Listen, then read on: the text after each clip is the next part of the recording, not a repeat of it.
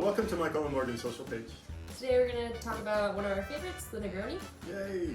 As far as the history goes, ever since Campari was invented in 1860, there's been a number of Negroni-like cocktails that have been referenced throughout time. Because there are so many stories, we decided to just take a couple that we think are relevant to share today.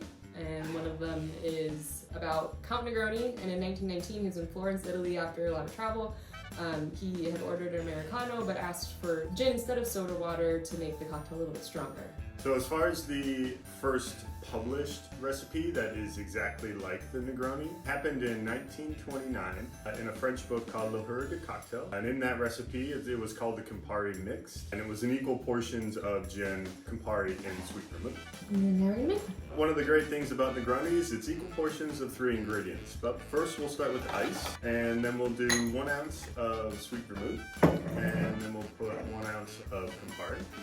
And last, we'll put 1 ounce of lemon dry gin. After the ingredients are in, we'll give it a nice stir. And then after you get done stirring and chilling down, you'll take 1 orange peel and zest the top. And then stir that orange zest around the rim of the glass and put the zest into the glass. And there you have it, a Negroni. Cheers. Cheers. Thank you very much for watching today's episode. Please feel free to subscribe or leave a comment. And we'll see you soon.